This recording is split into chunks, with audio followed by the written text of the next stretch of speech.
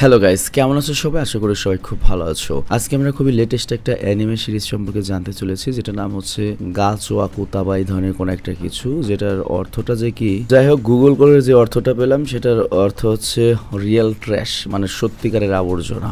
এবং এই animator concept খুবই ইউনিক এবং আমি নিশ্চিত করতে পারি অ্যানিমেটার প্রথম পর্ব দেখেই তুমি পছন্দ করে ফেলবে। এবং এটা রিয়েল লাইফের সাথেও একটু কানেক্টেড, বাট একটু অবশ্যই ফ্যান্টাসি তো রয়েছেই। দক্ষিণ আফ্রিকাতে এরকম একটা জায়গা রয়েছে, একটা বেড়া, তার এক পাশ ধনীরা বসবাস করে, আরেক পাশে খালি বস্তি আর বস্তি। তো সেরকম একটা কনসেপ্ট। এবং সবচেয়ে দুঃখের ব্যাপার হচ্ছে আমি এই স্ক্রিপ্টের উপর পুরো ভয়েস দিয়েছিলাম। ভয়েস দেওয়ার পরে দেখে আমি ভয়েস রেকর্ডিং বাটনটাই ক্লিক করি নাই। তো এখন খুব বিরক্তি নিয়ে এটা আবারও আমাকে এক্সপ্লেন করতে হচ্ছে। মনে হচ্ছে আমার জুতাটা দুইবার আমার গালে মারি। তো বাড়তি কোনো কথা না বলে চলো আমরা স্টার্ট করি। তবে তার আগে যদি ব্রেক থাকে সেটা তুমি স্কিপ করে মূল ভিডিওতে যাবে, এবং স্কিপ করবে হচ্ছে ডিসক্রিপশনে যাবে, ডুরেশনে ক্লিক করে তারপর তুমি স্কিপ করে চলে যাবে। হ্যালো গাইস, তোমরা কি বোরিং ফিল করছো? কিছু ফান দরকার? সো আমরা আজকে এমন একটা অ্যাপ সম্পর্কে জানতে চলেছি যেটা মোস্ট ট্রাস্টেড বুক মেকার, এবং এখানে অনেক ফান রয়েছে, এর সাথে অনেক প্রাইজ জেতারও সুযোগ রয়েছে। এবং এখানে তুমি যে কোনো ম্যাচের লাইভ রেজাল্ট দেখতে পারবে এবং ম্যাচ লাইভ দেখতে পারবে, এবং এর সাথে তুমি স্কোরও প্রেডিক্ট করতে পারবে। ফর এক্সাম্পল, কোন টিম জিতবে, কত রান করবে, কি স্কোর করবে। আর এখানে চান্স রয়েছে BMW কার জেতার, আইফোন, ল্যাপটপ, এছাড়া অনেক প্রাইজ রয়েছে। আর হ্যাঁ, PSG এবং সেরিয়ার কিন্তু স্পন্সর করেছে এই কোম্পানি, তো এখানে কোনো সন্দেহের কিছু নেই। আর তাছাড়া এখানে নতুন কিছু গেম এসেছে, যেমন ক্র্যাশ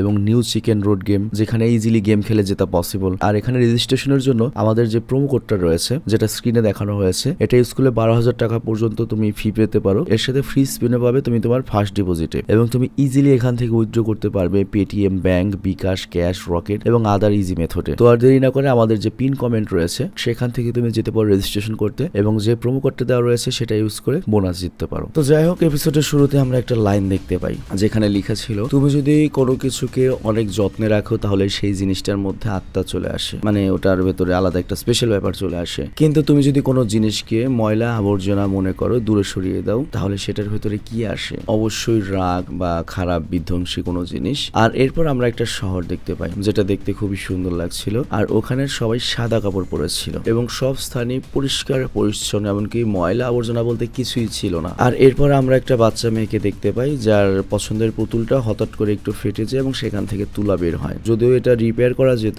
কিন্তু যেহেতু ওরা অনেক ধনী, কারণ ওটা ওরা ফেলে দেয়। আর তারপর আরেকটা লাইন আসে যেখানে লেখা ছিল, মানুষ যে কোনো জিনিসকে খুব দ্রুত আবর্জনা বানিয়ে ফেলতে পারে। যদিও ওই জিনিসটা অনেকদিন সে ইউজ করেছে, কিন্তু পরে এমন একটা ভাব করে যেটা এটা কখনো কোনো কাজেরই ছিল না, কোনো দরকারি বিষয়ই ছিল না, কোনো কাজে আসবেই না। আর এরকম জিনিসটা মানুষদের সাথেও করা হয়, মানে আজকে কোনো একটা লোককে তোমার খুব লাগছে, যখন লাগছে না তাকে আবর্জনা হিসেবে ফেলে দিচ্ছ। ব্যাপারটা এরকম অনেক গুরুত্বপূর্ণ কথাবার্তা আর কি। তো যাই হোক, আমরা দেখতে পাই এই ময়লা একটা টানের মধ্যে দিয়ে ট্রাকের উপরে সে একত্রিত হয়, আর ওই ট্রাক একটা ওয়্যার হাউসে গিয়ে সব ঢেলে দেয়। আর এরপর আমরা একটা ছেলেকে দেখতে পাই যে মাস্ক পরেছিল, আর এটা হচ্ছে রুডো, আর সেই হচ্ছে আমাদের এই এনিমের মেন ক্যারেক্টার। আর ওই ছেলেটি ওয়্যার হাউসে ঢুকে এবং ময়লার মধ্যে কোনো একটা কিছু খুঁজতে থাকে, আর ওখানে গার্ডকে দেখে ফেলে এবং গার্ডরা বুঝে ফেলে যে এটা হচ্ছে আবর্জনা চোর, এবং ওরা এইসব আবর্জনা চুরি করতে গিয়ে আমাদের শহরটিকে নোংরা করছে, মানে আবর্জনা চুরি করতে গিয়ে জায়গায় জায়গায় পড়ে। তো এরপর গার্ড অ্যালার্ম বাজিয়ে দেয় এবং ওকে সারেন্ডার করতে বলে। তো রুডো তখন আবর্জনা ফেলে দিয়ে ওখান থেকে পালাতে শুরু করে, বাট তখনই গার্ড রেসের উপর গুলি করে। কিন্তু তারপরেও রুডো সেখান থেকে পালাতে সমর্থ হয়। অনেক দূরত্ব ছিল এই ছেলেটা, কিন্তু একটা পর্যায়ে একটা গুলি ওর হাত ছুঁয়ে পাশ দিয়ে বেরিয়ে যায়। আর তারপর রুডো ওখান থেকে বেরিয়ে পড়ে। আর তারপর আমরা দেখি রুডো বের হয় আর দাঁড়িয়ে বলে, আমি তো কারো ক্ষতি করছি না হারামজাদার দল, আমি তো জাস্ট একটা জিনিসই নিতে এসেছিলাম। তো এরপর আমরা দেখতে পাই রুডো শুধুমাত্র ওই ফেটে যাওয়া পুতুলটাই নিয়েছে। তো যাই দৃশ্যের চেঞ্জ হয়, শহরটি অনেক পরিষ্কার ছিল এবং দুইজন মেয়ে নিজেদের মধ্যে কথা বলছিল যে আগের দিন রাতে নাকি আবর্জনা চোর আবারও এসেছিল, এবং ওরা বলা বলি করতে থাকে আবর্জনা আবার কেউ চুরি করে নাকি, ওই লোকটা নিশ্চয়ই ড্রাই কফের কেউ হবে। ড্রাই কফ মানে হচ্ছে ওই গরিব এলাকার মানুষ। তো এই কথা বলতে বলতে ওরা দেখে পাশে একটা লোক রয়েছে ময়লা কাপড় চোপড় পরা, আর ওই লোকটা মূলত ড্রাই কফের, ড্রাই কফ না ড্রাই ফকের। তো ওরা মূলত ড্রাই ফকের লোকদের মানে গরিবদের অনেক নিচু নজরে দেখে। তো ওই ড্রাই কফটি যখন পাশ দিয়ে ফিরে যাচ্ছিল তখন ওই দুজন বলছিল, দেখ কি নোংরা জামা কাপড়, কি ফকিনের বাচ্চা, সাথ দিয়ে কি গন্ধ আসছে, এইসব নোংরা লোকরা আমাদের এলাকায় আসেই কেন? আই মিন বাংলাদেশিদের দেখে ইউরোপিয়ানরা যেরকম মনে করে আর কি। কষ্ট লাগলেও কিছু করার নাই, কিন্তু নর্মালি আমি দেখেছি ইউরোপিয়ানরা যেরকম নিয়ম মেনে চলে, বাংলাদেশিরা গিয়ে ওই দেশে বেশিরভাগই নিয়ম মেনে চলে না, ওদের এই চোখেই দেখা হয়। আমি ইউরোপে যাই নাই, বাট আমি চায়না গিয়ে যেটা দেখছি আর কি ভাই, আমি নিয়ম মেনে চলছি, বাট আমার সাথে যে কয়জন ছিল ভাই, যেখানে সেখানে দৌড়াই, যেখানে সেখানে ময়লা ফেলা, আমার নিজের লজ্জা লাগে ভাই, যে এত সুন্দর দেশে আমি ময়লা করবো, বাকি কারো লজ্জা লাগে না। তো যাই হোক, ওই লোকটা একটা দরজা খুলে বাইরে চলে যায়। আর এরপর আমাদের দেখানো হয় অনেক বড় একটা দেয়াল, এবং এই দেয়ালের দুই পাশে আকাশ জমিন পার্থক্য।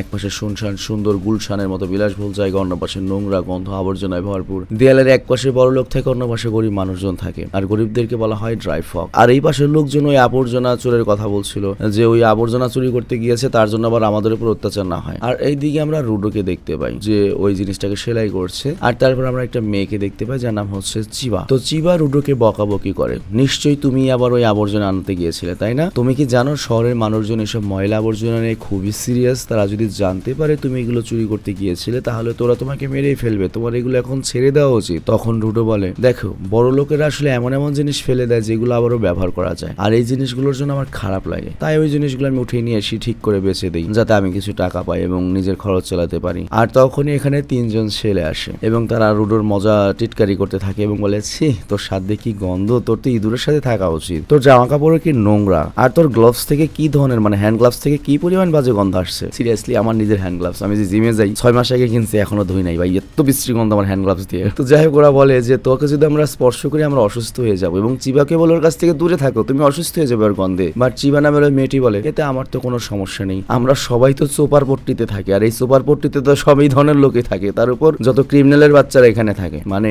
যত শাস্তিপ্রাপ্ত দণ্ডপ্রাপ্ত যে আসামির বাচ্চারা ভবিষ্যৎ বংশধররা তারা এখানে থাকে, মানে বাপ দাদার পাপের ভাগ ওদের ভুগতে হয়। এবং এখানকার সবাই ইমেজ ঠিক করার জন্য অনেক পরিশ্রম করে যাতে তাদের জীবনটা একটু বেটার হয়। আই মিন সুইপার কলোনির মতো একটা জায়গা। আর এখানে লক্ষ্য রুডোর বাবা অনেকগুলো খুন করে ফেলেছিল, আর এই কারণে ওর ইমেজ ঠিক করার সমস্ত চেষ্টাই ব্যর্থ যাবে, ও কখনো এখান থেকে বেরোতে পারবে না। আর এটার জন্য রুডোরকে এখানকার লোকজন অনেক নিচে চোখে দেখে। তো এই সব কথা বলে ওর বাবার কথা বলে ওকে যখন টিটকারি করা হয় তখন রুডো অনেক বেশি খেপে যায়, কিন্তু রুডোর চোখ দেখে ওরা 3 জন ভয়ে সরে যায় এবং যেতে যেতে বলতে থাকে, যেমন বাপ তেমন ছেলে, এই শালাও কোনোদিন না কোনোদিন কাউকে খুন করবে, খুনি হয়ে উঠবে। বাট চিবা তখন রুডোকে বলে, না তুমি একদমই তোমার বাবার মতো না, তুমি অনেক ভালো একজন মানুষ, তুমি অনেক ভালো কাজ করবে। আর তখন রুডো অনেক লজ্জা পেয়ে যায় এবং পরিষ্কার আমরা বুঝতে পারি সে চিবাকে পছন্দ করে। তো যাই হোক তখন চিবার নজর যায় পুতুলটার দিকে, রুডো ওটা ঠিক করে ফেলেছিল, আর চিবার পুতুলটা অনেক পছন্দ হয়। তো রুডো ওই পুতুলটা মূলত বিক্রি করার জন্য আনেনি, সে এনেছিল মূলত চিবাকে দেওয়ার জন্য। তো এরপর যখনই এটা সে চিবাকে দিতে যাবে তখনই চিবার মা চলে আসে এবং চিবা ওর মায়ের সাথে চলে যায়। আর এরপরে রুডো বাসায় ফিরে আসে, আর সেখানে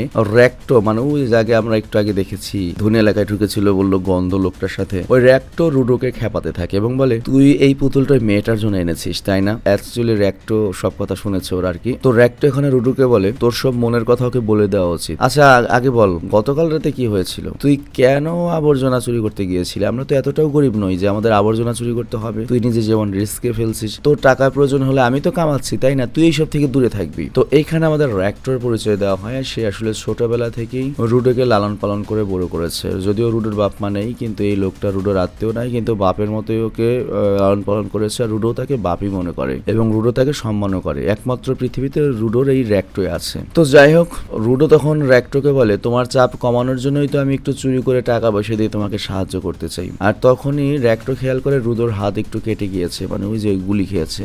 আর তারপর সে রুডোকে বলে, গ্লাভসটা খোল, আমি ব্যান্ডেজ করে দেবো, আর জীবনও চুরি করবি না, এটা করতে গিয়ে এরকম হয়েছে, এরপরে তুই যদি মারা যাস আমার কি হবে? তো যখন গ্লাভস খোলা হয় আমরা দেখতে পাই রুডোর হাতটা অনেক অদ্ভুত দেখাচ্ছে, কিন্তু রুডো এই সবকিছুর জন্য ওর বাবাকেই দোষী করে, মানে ওর হাতটা আমরা ঘা ঘা দেখতে পাই, আর এই কারণে ওকে গ্লাভস পরতে হয় আর কি। তো যাই হোক এখানে র্যাক্টো বলে, তুই কি জানিস এখানকার অপরাধের সাজা হচ্ছে মৃত্যুদণ্ড, সবচেয়ে বড় অপরাধের সাজা মৃত্যুদণ্ড, এবং মৃত্যুদণ্ড দিলে তাকে গর্তে ফেলে দেওয়া হয়, কোনো ফাঁসি টাসি দেওয়া হয় না, তোর বাবাকে ওই গর্তেই ফেলে দেওয়া হয়েছিল। তো রুডোর উচিত নিজের দিকে খেয়াল রাখা। আর রুডো তখন বলে, আসলে যতদিন থেকে আমি নিজের খেয়াল রাখতে শুরু করেছি তখন থেকেই তো আমার হাতের এই অবস্থা, আর এই কারণে লোকজন ওর দিকে তো অন্যদিকে তাকায়, আর এই কারণে র্যাক্টোকে এই গ্লাভস দুটো দিয়েছে, আর গ্লাভস পরার কারণে ওর হাতের ব্যথা একটু কম হয়। তো অ্যাকচুয়ালি র্যাক্টো রুডোর জন্য জীবন অনেক কিছু করেছে, আর এই জন্য রুডো র্যাক্টোর উপর অনেক কৃতজ্ঞ। তো এরপর আবারও র্যাক্টো রুডোকে খেপাতে শুরু করে, তুই কি তুই মনের কথা চিবাকে বলবি, দ্রুত বল, তা না হলে আবার আলামিন নিয়ে যাবে ওকে। তো এর ফলে দুজনের খুনসুটি শুরু হয়, আর তখনই আমরা দেখতে পাই ওদের বাসার বাইরে একজন অজানা মাস্কম্যান দাঁড়িয়ে রয়েছে। আর পরদিন সকালে র্যাক্টো রুডোকে বলে, শোন একটু হাসতে শিখিস, হ্যাঁ তোর মুখ তো সবসময় বিলাইয়ের পুটকির মতো করে রাখিস, এরকম করলে কেউ ভালোবাসবে না, ভালো দেখায় না। তো যাই হোক এরপর রুডো করে কি ওই পুতুলটিকে নিয়ে বাইরে বেরিয়ে পড়ে আর চিবাকে খুঁজতে শুরু করে, আর তারপরে ও একটা পিঠ দেখতে পায়। আর পিঠ হলো এমন একটা জিনিস যেখা অনেক বড় একটা গর্ত, অনেক গভীরতম একটা গর্ত, মনে করো যে নিচের দিকে একবারে মাউন্ট এভারেস্টের মতো গর্ত, যেখানে এই পুরো পৃথিবীর আবর্জনা ফেলা হয়। এছাড়াও যদি কেউ অপরাধ করে তাকেও সেখানে ফেলা হয়, এবং এটার গভীরতা এত বেশি যে এটা শেষ কোথায় কেউ যায় না, আজ পর্যন্ত কেউ ওখান থেকে উঠেও আসেনি, এবং এটা অনেক বেশি অন্ধকার একটা জায়গা, ওখানে যাদেরকে ফেলা হয় তাদের সাথে কি হয়েছে এটা কেউ জানেও না। তো বুঝতেই পারছো খুব ভয়ঙ্কর ভয়ঙ্কর একটা ব্যাপার। আর তখনই সেখানে চিবা চলে আসে। চিবা রুডোকে জিজ্ঞাসা করে, তুমি এখানে কি দৃশ্য দেখতে এসেছো? মানে পিট দেখতে এসেছো, ওর বাবাকে তো এখানেই ফেলেছে, আই মিন রুডোর বাবাকে। তো চিবা বলে, দেখো আমাদের এরিয়ার সামনে এই পিটটাকে ইচ্ছে করে বানানো হয়েছে এই গরিবদের সামনে, কারণ যাতে আমাদের ভেতরে এটা নিয়ে ভয় থাকে, আমরা যাতে ক্রাইম না করি এবং না চাইতেও যাতে আমাদের শাস্তি দেখতে হয়। তো চিবা এখানে বলে যে রুডো, আমি চাই না কখনো তোমাকে এখানে ফেলা হোক, এবং তুমি যদি আবর্জনা চুরি করার সময় কখনো ধরা পড়ে যাও, ওরা তোমাকে নিশ্চিত এখানে ফেলে দেবে। আর রুডো তখন বলে, হ্যাঁ কালকে র্যাক্টো আমাকে একই কথা বলেছে। তো চিবা তখন বলে, হ্যাঁ